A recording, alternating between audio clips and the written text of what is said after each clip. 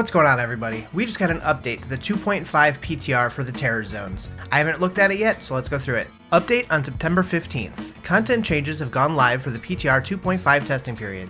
These changes are indicated in red text. Alright, so what do we got? The Flames of the Burning Hells have forecasted the future, hero. Ladder Season 2 will begin on October 6th. Additional details on Ladder Season 2, including launch timing, will be communicated in an upcoming Diablo II Resurrected blog. We cannot wait for players to begin the race to collect loads of experience and loot while slaying demons and climbing the leaderboard. So October 6th is a Thursday, which I think was the same as the first Ladder Season. Alright, what do we got? Terror Zones, new unique Grand Charms, new Ptr Character Templates, Ptr Focus and Details, patch notes. Okay, so what are these Grand Charms? This all looks the same. So they added the pit. They added City of the Damned. Okay. I don't know if they removed any. Okay, Maggot Lair and Harem Palaceller and Lower Kurast.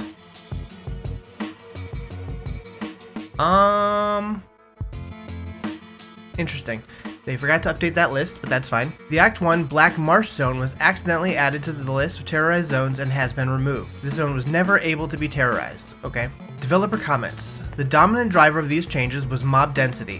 Fully clearing a zone is more beneficial in a terrorized zone, but this becomes less efficient if the density of a zone is too low.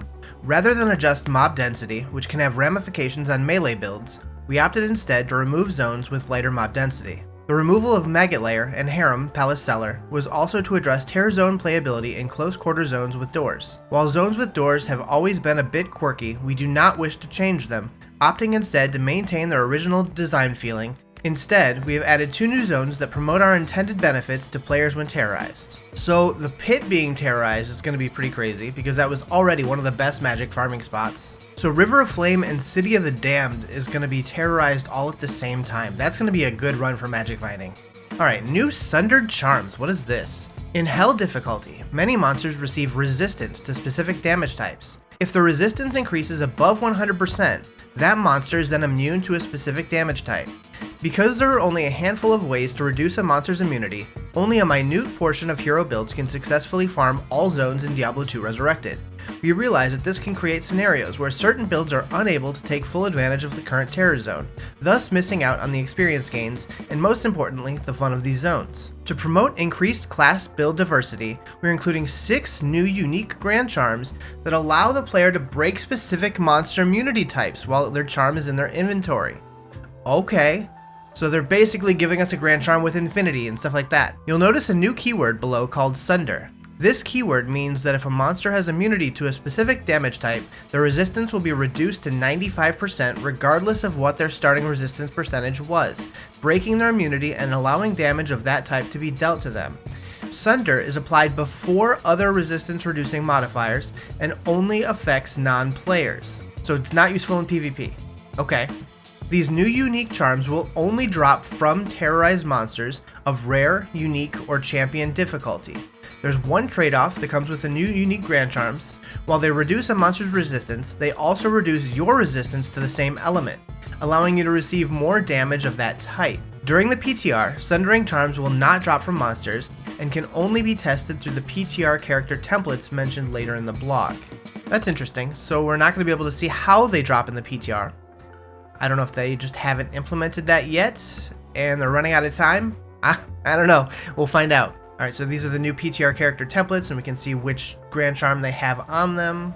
So this is essentially going to let you play whatever build you want to play and not have to worry about immunity. So if you want to play a Lightning Sorceress, you don't need your Infinity.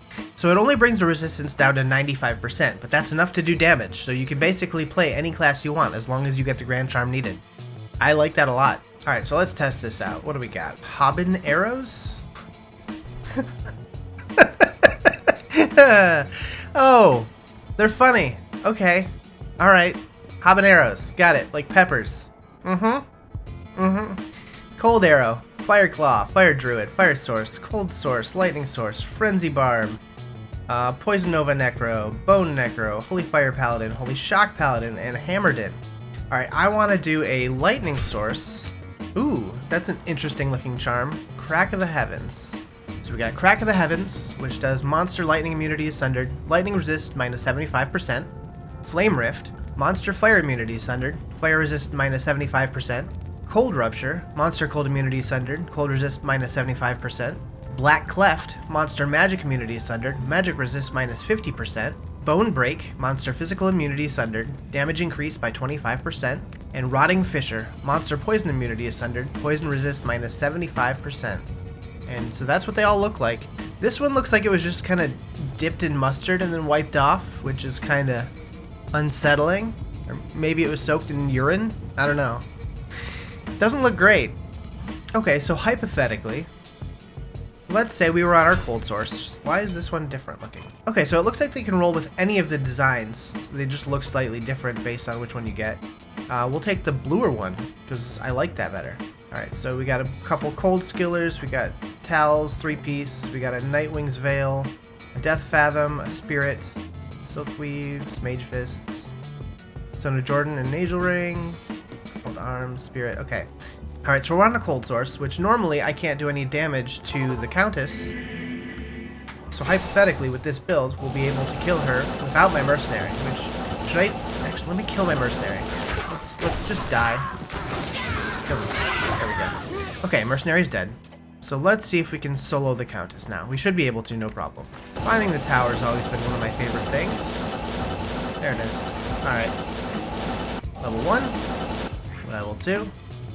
Level 3. Level 4. Alright, level 5. Come up here. Take these guys out. Countess usually can't be killed with fire or cold. And what do you know? Music fire goes down no problem. That's gonna change a lot of builds. I'm excited for this. You can play basically whatever you want to play now. You just gotta get lucky and find one of the Grand Charms, but once you have one, the world is your oyster. I think this is a good change, and I'm excited for October 6th. Thanks for watching.